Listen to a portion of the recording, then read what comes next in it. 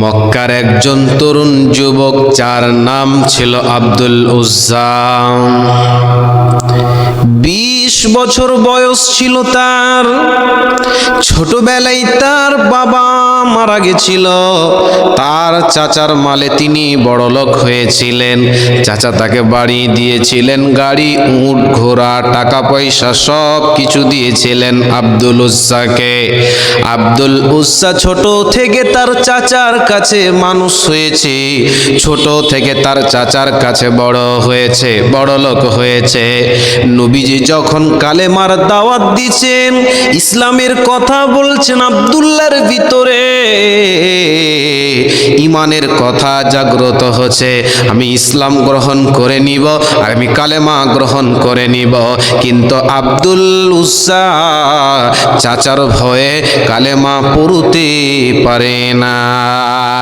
এমন সময় নবীজি যখন মক্কা থেকে মদিনা হিজরত করলেন, আব্দুল উজ্জা থাকতে না পেরে তিনি মনে মনে ভাবছেন, চাচা যদি ইসলাম গ্রহণ করে নিতেন কতই না ভালো হতো, আমার সুবিধা হতো।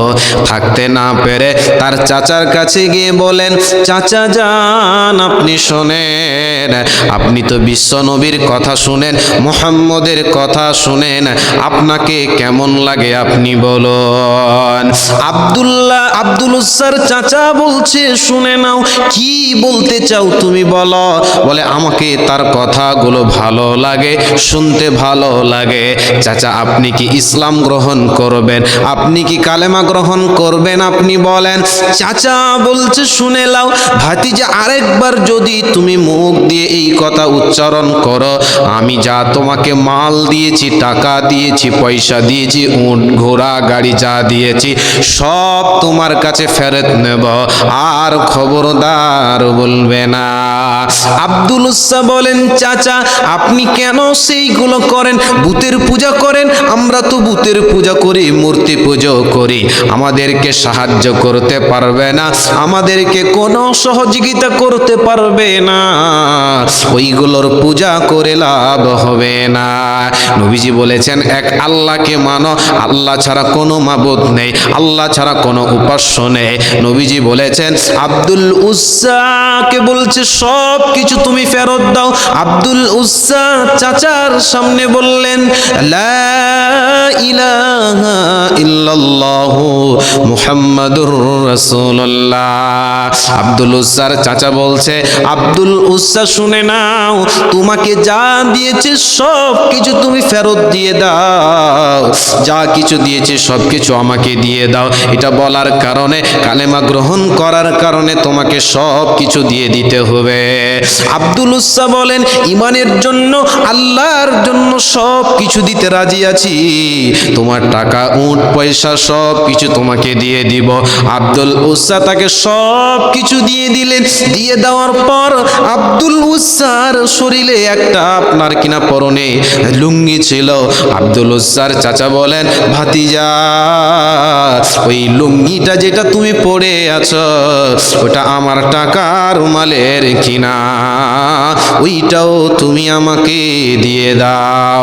আব্দুল উজ্জা 20 বছরের যুবক, তার পরনের লুঙ্গি খুলে দিলেন, উলঙ্গ হয়ে গেলেন, নাঙ্গা হয়ে গেলেন। তার মায়ের কাছে গেলেন, মায়ের কাছে যাওয়ার পর বললেন, আম্মু জান, আপনি আমার জন্য দোয়া করে দেন। আব্দুল উজ্জার মা দেখে থাকতে পারলেন না, মুখটাকে ঘুরিয়ে নিলেন আর কান্না করলেন। বলে, বেটা রে, এইরকম তোমার হাল কেন তুমি বলো, বেটা তুমি বলে দাও এইরকম অবস্থা কেন? আব্দুল উজ্জা বলেন, আম্মা কালেমা গ্রহণ করার কারণে চাচা টাকা পয়সা, মাল, উট, ঘোড়া সব কিছু নিয়েছে। বলে, কি দরকার? বলে, আম্মা জান, আমাকে একটা পরনের কিছু দাও। তার আম্মা তাকে একটা কম্বল দিলেন, ওইটাকে দুটুকরো করে দিলেন, উপরে দিলেন এবং নিচে এক টুকরো দিলেন। এরপর যখন নবীজির কাছে চলে গেলেন, মদিনা চলে যাওয়ার পর আসহাবে সুফফাতে সাহাবায়ে কেরামগণ রয়েছে, আব্দুল উজ্জা সেখানে বসলেন। নবীজি বাড়ি থেকে বের হওয়ার পর মসজিদের জন্য উদ্দেশ্য রওনা হলেন। নবীজি দেখছেন আব্দুল উজ্জা বসে আছে ভারাক্রান্ত অবস্থায়, বলে একজন যুবক বসে আছে, পরনে এক টুকরো এবং নিচে এক টুকরো। ব্যাপার কি? নবীজি বলেন, ও যুবক তুমি কে, তুমি বলো। তখন আব্দুল উজ্জা বলেন, ইয়া রাসূলুল্লাহ, ঈমান আনার কারণে আপনাকে আল্লাহকে বিশ্বাস করার কারণে, আপনার উপর আল্লাহর উপর ঈমান আনার কারণে আমার চাচা আমাকে যা কিছু দিয়েছিল সব কিছু তিনি নিয়ে নিলেন, এমনকি আমার পরনে যে লুঙ্গিটাও ছিল ওইটাও আমার খুলে নিয়েছে। ওই আব্দুল উজ্জা যেমনই বলেন, আমার নাম আব্দুল উজ্জা। নবীজি বললেন, আজ থেকে তোমার নাম আব্দুল উজ্জা নয়, আজ থেকে তোমার নাম আব্দুল্লাহ। ওই আব্দুল উজ্জার নাম নবীজি রেখে দিলেন আব্দুল্লাহ। এইরকম থাকতে থাকতে কিছুদিন পর যখন তবুকের যুদ্ধের জন্য নবীজি এলান করে দিলেন, ওরে সাহাবা তোমরা শুনে নাও, তবুকের যুদ্ধে যেতে হবে, জিহাদ করতে যেতে হবে। সাহাবীদেরকে এলান করে দিলেন, যার কাছে যেই মাল আছে, যার কাছে যেই টাকা আছে তোমরা হাজির করে দাও, তোমরা হাজির করে দাও।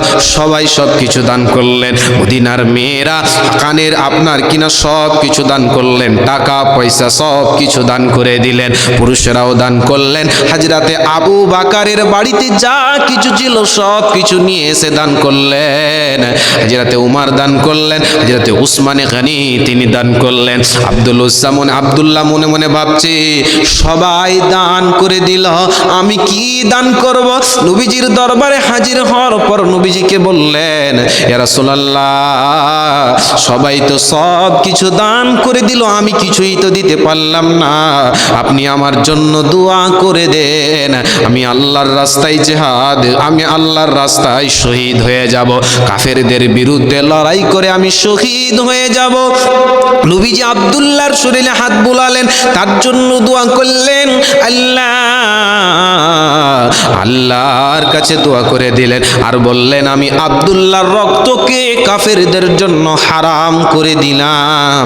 আব্দুল্লাহ কথা শুনে বলেন, আল্লাহর নবী গো, আপনি শুনেলেন? ইয়া রাসূলুল্লাহ, আপনি কি বললেন? আমি তো শহীদ হতে চাই, আমি তো যুদ্ধে শহীদ হতে চাই, আপনি আমার জন্য এই রকম কেন দোয়া করলেন? আল্লাহর নবী বলেন, আব্দুল্লাহ তুমি শুনে নাও, তুমি যদি ঝড়ে শহীদ হয়ে, তুমি ঝড়ে যদিও মারা যাও, আল্লাহ তোমাকে শহীদের মর্যাদা দিবেন। এরপর যুদ্ধে চলে গেলেন। যুদ্ধ চলতে চলতে কিছুদিন পর নবীজির কানে খবর এলো, নবীজির কাছে খবর দেওয়া হলো, আব্দুল্লাহ জ্বরের কারণে মারা গেল। অনেক তাকে জ্বর হয়েছিল, অনেক বেশি তাকে জ্বর হয়ে যাওয়ার কারণে আব্দুল্লাহ মারা গেল। রাত্রিবেলায় নবীজি জানাজার নামাজ পড়ালেন।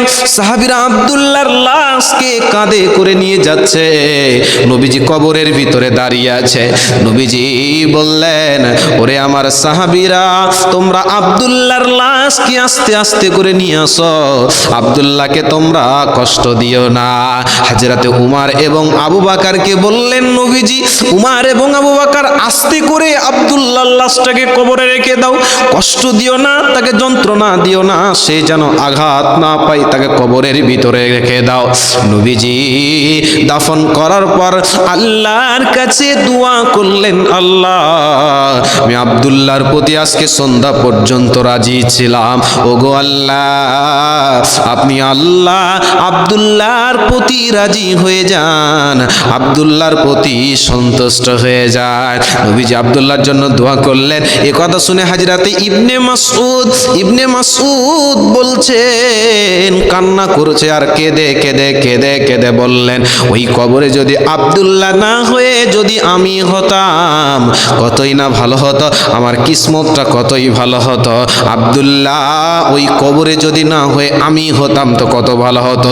এই সাহাবী আব্দুল্লাহর জন্য দোয়া করতে দেখে নিজের ভিতরে কেমন অনুপ্রেরণা নিচ্ছে, আমি যদি শহীদ হয়ে যেতাম, আমি যদি কবরে থাকতাম কতই ভালো হতো।